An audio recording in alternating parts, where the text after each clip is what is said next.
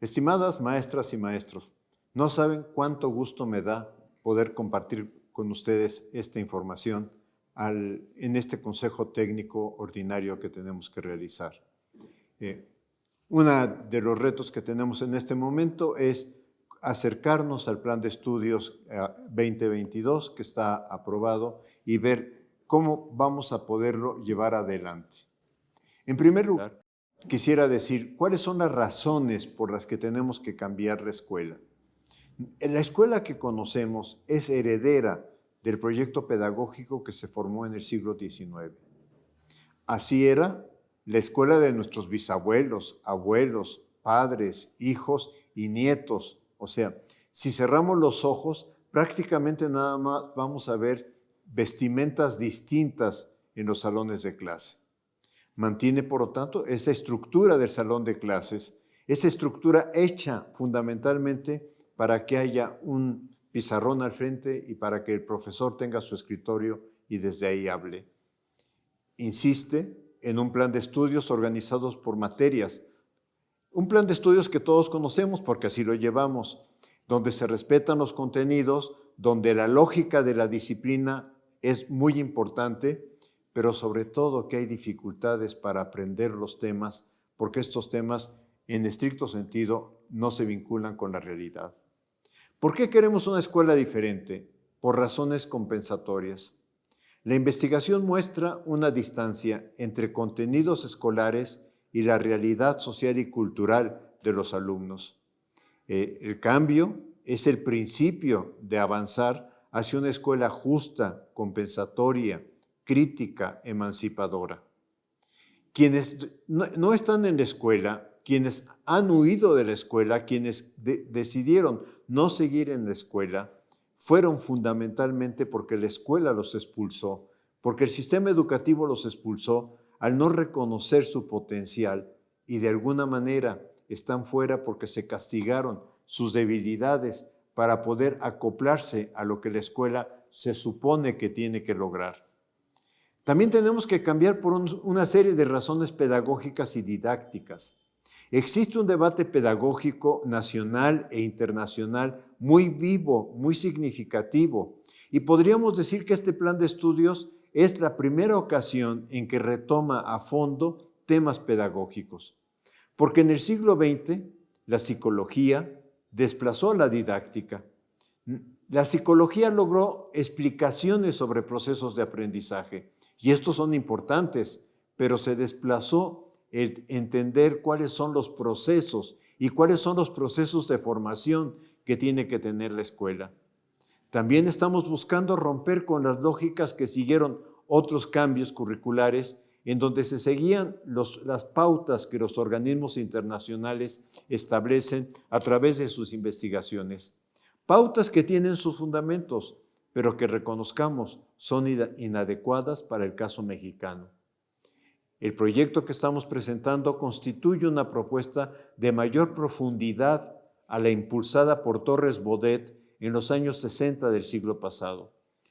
Todos reconocemos el plan de estudios de 11 años, el plan de estudios por áreas de conocimiento, no por materias, los libros de texto gratuito, el desayuno escolar. En todos estos temas, México en ese momento fue un referente en América Latina. Y de alguna manera, con este proyecto curricular, buscamos que vuelva a ser un referente. Y también porque necesitamos romper con el proyecto de formar para la unidad nacional, que supone que hay una mexicanidad y que al mismo tiempo desconoce, descalifica las diversas formas de ser mexicano, las diversas culturas que forman identidades mexicanas en un sentido amplio. Transformar este plan de estudios reconoce que nosotros los docentes somos profesionales de la formación y del aprendizaje y que como todos profesional tenemos autonomía que de hecho hemos ejercido para trabajar con nuestros estudiantes y capacidad de tomar decisiones fundamentadas sobre aquello que hacemos con los estudiantes. El plan de estudios instaura, y este es un elemento central, una vinculación escuela, comunidad, territorio. Reconoce que cada escuela es única, que no hay dos escuelas iguales, que cada escuela tiene sus circunstancias y sus procesos y sus problemas. En ese sentido, la escuela está en un contexto específico.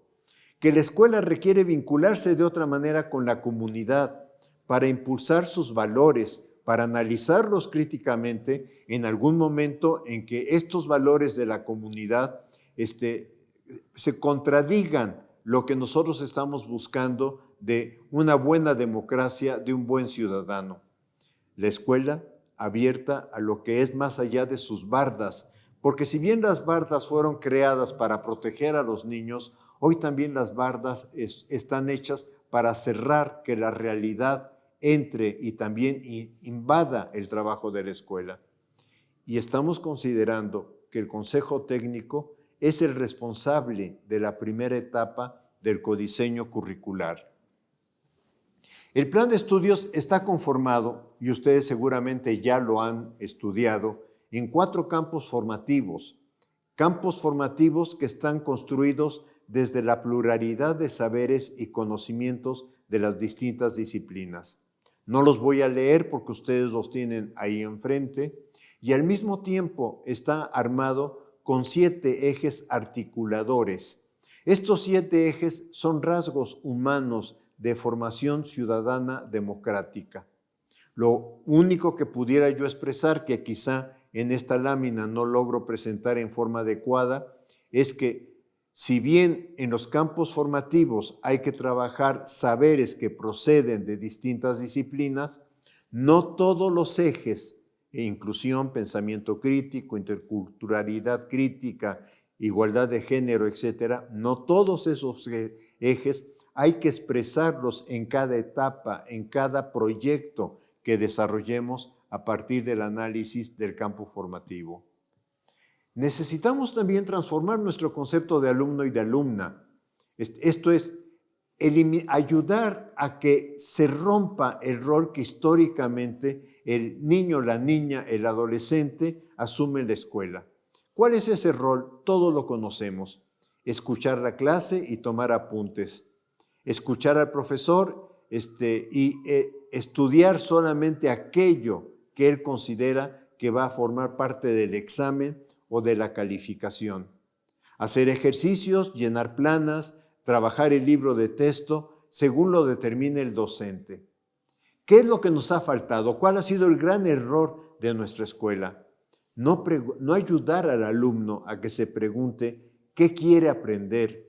El aprendizaje tiene que ser algo de él, no incluso de que hablemos de motivación, no. El aprendizaje tiene que responder a ¿para qué quiero aprender algo? Y esto va a llevar muchísimo esfuerzo de nosotros y de las familias, por supuesto, y de la sociedad para que el alumno empiece a preguntarse ¿qué quiero aprender? Y entonces esto ayudará a que no trabajen solo por aquello que se califica en la escuela.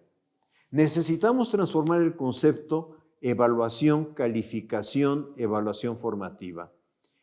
Yo diría que en México y en el mundo se confunde evaluación con calificación y se considera que la evaluación sumativa y que los portafolios de evidencias y que las rúbricas y que todo esto hacen la evaluación. Yo diría, hagamos una distinción clara que el plan de estudios establece. La calificación clasifica, no ayuda a mejorar. Los números o las mediciones que se hacen en las pruebas estandarizadas no logran reflejar lo complejo de un proceso como es el aprendizaje. ¿Qué es la calificación? El resultado de presentar determinadas evidencias necesarias. Pueden ser tareas, ejercicios, reporte de proyecto o en secundaria el reporte de un laboratorio, exámenes periódicos murales, representaciones en la comunidad o cualquier otra actividad que podamos considerar que refleja el aprendizaje. La calificación es una necesidad del sistema educativo. No surgió, y esto me parece muy importante insistirlo, surgió en el siglo XIX, cuando se establecieron los sistemas nacionales de educación, pero no surgió ni desde la pedagogía ni desde la didáctica. Este es un tema que tenemos que trabajar con cierto cuidado. Tenemos que buscar cómo logramos establecer una evaluación formativa. Yo aquí sigo mucho la didáctica francesa y en ella se plantea que la finalidad de la evaluación formativa es retroalimentar. Pero una cosa muy importante, que el punto de partida es que el sujeto logre autorreflexionar sobre lo que está haciendo, autoanalizarse. El riesgo de la evaluación formativa es rigidizarla, porque al rigidizarla, al ponerle formatos, lo que vamos a hacer es impedir que fluya.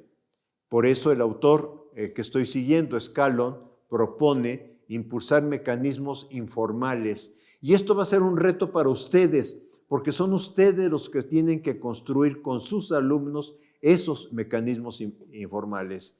Por eso buscamos evitar una sobrecarga de acciones para realizarla. Evitar sanciones a partir de lo que el estudiante diga como evaluación formativa. Y por eso la evaluación formativa, como criterio que plantea este autor, necesita asumir una dimensión personal.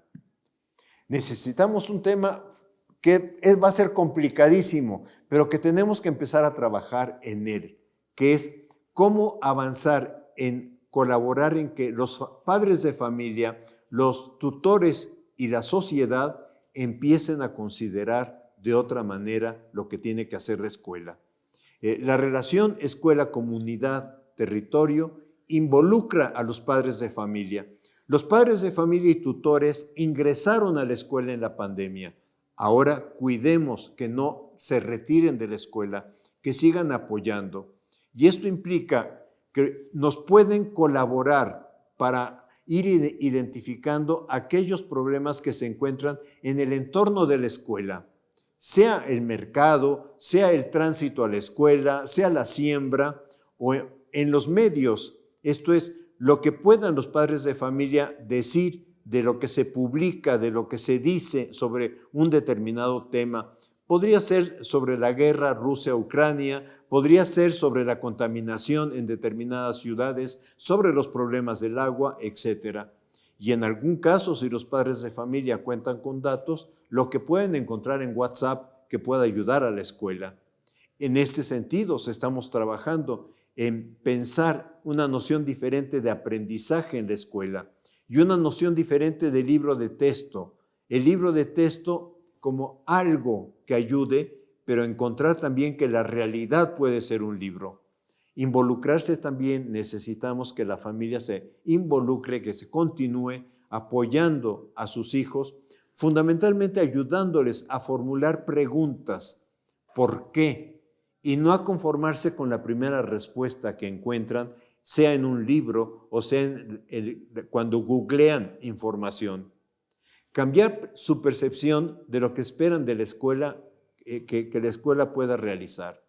Y fundamentalmente aceptar otro medio de comunicación sobre sus hijos, de lo que sus hijos hacen en la escuela, que no sea la tradicional boleta de calificaciones. En este sentido, el cambio que buscamos se orienta a restaurar un circuito escuela, comunidad, territorio como punto de partida y punto de llegada de los saberes. Buscar que el estudiante aprenda a entender la realidad, no para repetir las frases que vienen en los libros, sino para decir, lo que yo veo en la realidad puedo afirmar tal cuestión. Tema que si vemos los niños desde preescolar, de primaria, pueden a través de sus dibujos demostrar, pero que poco a poco los vamos obligando, orillando a que nos repitan lo que dicen los autores. En este sentido, buscamos analizar críticamente la realidad, lo que Freire plantea, leer el mundo, buscar una síntesis incluso entre el saber del sentido común y el saber sistemático. No es que neguemos el sentido común, pero puede ser el punto de partida, bien sea para fortalecer o para argumentar este es lo que se afirma a través del sentido común, o bien sea para contradecirlo y encontrar que hay otras explicaciones mucho más abarcativas, mucho más explicativas que la que el sujeto tiene en ese momento. Leer el mundo críticamente en sus diversos planos, ciencias naturales, imbrincadas con las ciencias, con el apoyo del lenguaje y del pensamiento matemático.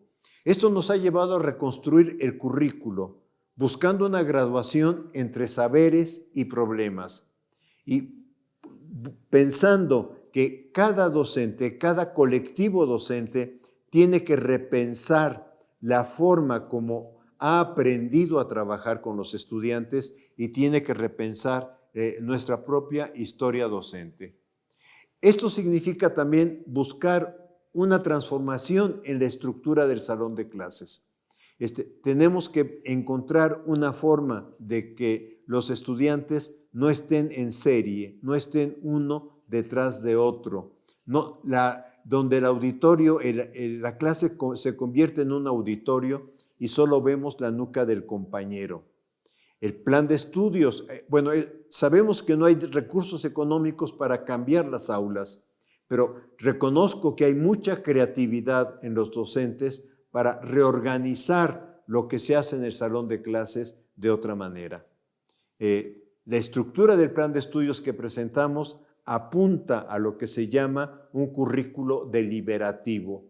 ¿Por qué deliberativo? Lo trato de presentar en la parte inferior que está más en café con curvas rojas, porque la SEP da una orientación que es el plan de estudios, pero esta orientación que no puede definir lo que pasa en cada escuela, las condiciones de cada escuela, que no puede definir qué puede hacer cada uno del más de 1 millón de maestros que tiene este país, tiene que pasar a ser leído, a ser interpretado por el colectivo docente en el Consejo Técnico Escolar. Y que en este proceso de interpretación, de reconocimiento de cuáles son los problemas del contexto escolar, cuáles son las situaciones de los alumnos, el colectivo docente vaya armando los proyectos de trabajo que tenga que realizar entre un consejo técnico y otro. A esto le estamos llamando currículo deliberativo, codiseño curricular. De esta manera, el codiseño se inicia en esta reflexión que hace el consejo técnico, que le permite planear por proyectos cada etapa, elegir los problemas eje que considere para ir avanzando hacia el programa analítico, cuya primera etapa se hace en el consejo técnico. Posteriormente, cada docente va a enriquecer esos proyectos interpretándolos, adecuándolos a la realidad de su grupo escolar, incorporando contenidos que consideren relevantes. También tenemos que ir desarrollando experimentaciones en nuestra práctica para ir complementando el programa analítico. Posteriormente, estos elementos nos ayudarán a retroalimentar el plan de estudios. Entonces, el plan de estudios yo diría que está concebido como una dialéctica de arriba a abajo. La SEP hace la orientación, pero también esperamos con mucha, expectativa, esto que puede ser el currículo de abajo arriba, esto que ustedes pueden aportar diciendo estas partes curriculares tienen que completarse, tienen que construirse, tienen que reconstruirse de acuerdo a nuestra experiencia. En este sentido, yo diría que estamos armando un proyecto curricular abierto. En esta idea de reconocer el profesionalismo de los docentes aparece también el concepto de autonomía profesional del docente. Quiero decir una cosa, cuando un cirujano entra a un quirófano, no encuentra una lista que diga, si usted va a hacer una cirugía del aparato digestivo, los pasos que tiene que seguir son estos. Pero si enfrente dice, si va a hacer la cirugía de corazón, los pasos a seguir son estos. El cirujano tiene autonomía para tomar decisiones y esto es lo que queremos reconocer en el trabajo colectivo del Consejo Técnico Escolar, en la academia de docentes o en lo que realicen los docentes. para que puedan analizar y discutir los temas que consideren fundamentales del plan de estudios, para que puedan discutir también cuál es el contexto de su comunidad donde está la escuela y qué retos tiene que afrontar, porque no necesariamente todo lo que rodea la escuela, hablemos de alcoholismo, hablemos de drogas, hablemos de otro tipo de situaciones de la escuela los tiene que asumir, al contrario, tiene que afrontarlos y ayudar a los estudiantes a que vean cómo no son valores que vale la pena desarrollar en una formación democrática y discutir el programa sintético. En este programa colectivo del Consejo Técnico se inicia el codiseño curricular, que es la primera etapa del programa analítico. Esto es, el Consejo Técnico selecciona en sus discusiones los temas relevantes que afectan a la comunidad y analiza cómo los puede vincular con el programa sintético. Y de ahí elige o sugiere algunos proyectos viables a realizar entre un consejo técnico y el siguiente. En su caso también puede reordenar los contenidos e incluso estamos pensando que puede integrar otros contenidos que emerjan del contexto donde está la escuela al programa sintético. Muy claramente lo entendemos con las comunidades que tienen una lengua originaria, pero no solamente se circunscribe a estas situaciones. El Consejo Técnico posteriormente, en un siguiente consejo, tendrá que analizar, valorar lo que se pudo realizar, los problemas y dificultades del trabajo que enfrentaron y de alguna manera proyectar el trabajo para el siguiente Consejo Técnico. Ya con estos elementos, el docente requiere completar el codiseño curricular en función de las condiciones de su grupo escolar. En este sentido, pensamos, al docente le corresponde hacer la planeación de su secuencia didáctica e integrar en esta secuencia algunas ideas para la evaluación formativa y lo que estoy denominando aquí los entregables para la calificación. Este es un intento de diagramar lo que estamos pensando en este momento para la tercera fase, que como ustedes saben es primero y segundo de primaria. Es, por una parte, en la parte inferior de este arbolito se encuentran algunos problemas, no los problemas, en esto quiero enfatizar, algunos problemas que nosotros estamos pensando como ejemplificación de lo que puede tomar como base el trabajo que van a hacer ustedes en el Consejo Técnico, que puede ser de la familia, de salud y alimentación, de violencia o paz, el cambio climático, el agua, la violencia, los derechos, pero insisto, son ejemplos, no son los problemas, y en esto sí quisiera ser enfático. Y tenemos tres grandes ámbitos disciplinares en los que hay que avanzar, que son los lenguajes, y en este caso es lectoescritura, donde tenemos que iniciar, que puede ser en lengua originaria o en lengua de señas o en lengua o en el español, obviamente.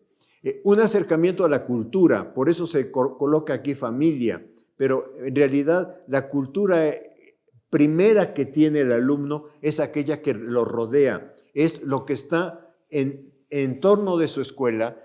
Hay algún autor que dice, es que a veces buscamos hacer visitas a 5 kilómetros, a 10 kilómetros, a 20 kilómetros de la escuela y ni siquiera se conoce qué es lo que está rodeando la escuela. Y son las formas de ropa, las formas de vestimenta, las artesanías, etc. Y en última rubro aquí también es artes visuales, que son danza, música, teatro. Esto es, buscamos que el estudiante, y claramente se abre en este tema, entienda que los artes visuales son una forma de lenguaje, son una expresión del lenguaje, sea estética, de pintura, de música y de bailar. Lo que rodea el árbol es como ir diciendo, tenemos que ir construyendo el proyecto de trabajo, articulando estos saberes, articulándolo de alguna manera en que vayamos avanzando en torno a ellos. Aquí está un ejemplo también Ejemplo no es la definición del programa sintético de saberes y pensamiento científico. Aquí se ve con más claridad en el tronco del árbol pensamiento matemático y pensamiento científico. Vemos un ámbito de temas, cuerpo humano, salud, alimentación, animales y plantas. Vemos los problemas. Aquí quedó un poquito más claro, por ejemplo, en pensamiento matemático para el primero y segundo de primaria, ordenar, series, conteos, operaciones básicas, figura geométrica, etc. O sea, pero son ejemplificaciones de lo que de alguna forma tienen que construir. Como todo ejemplo, como todo intento de diagramar, tiene sus limitaciones. Esta es una propuesta de un modelo dinámico de planeación didáctica. Por una parte tenemos la planeación, problemas contextuales, los saberes que tienen los alumnos y los saberes sobre los cuales tendríamos que trabajar, los procesos de grado creciente de complejidad, y por otra parte lo que intento de alguna manera trabajar es que se planea simultáneamente secuencia didáctica, espacios de evaluación formativa y entregables para calificar. Y que hay una relación mutua entre estos tres elementos. Esto es, las situaciones, problemas o los proyectos o los contenidos que vamos seleccionando después se van a traducir en determinados entregables y van a aparecer en la evaluación formativa en términos de los alumnos están mostrando aprendizaje, los alumnos están mostrando dificultades para hacer la tarea o dificultades en los trabajos, etcétera. Y entonces estos pueden ser los puntos de reflexión en la evaluación formativa que tendrían que ver a qué se deben y sobre todo qué circunstancias lo causan y qué podemos hacer en conjunto maestros, alumnos e incluso en su momento padres de familia. Y esto también lleva a repensar las secuencias didácticas. Por eso lo que estoy planteando aquí y lo estoy planteando como dinámico es esto entra en movimiento, como toda gráfica tiene sus limitaciones, pero entra en movimiento. Lo que no quisiera, por favor, para los colegas directores, supervisores, es que esto lleve a que se les exija a los maestros por semana una planeación de este tipo. Si exigimos una planeación rígida, lo que vamos a hacer es llenar de trabajo al maestro e imposibilitarle trabajar en el aula.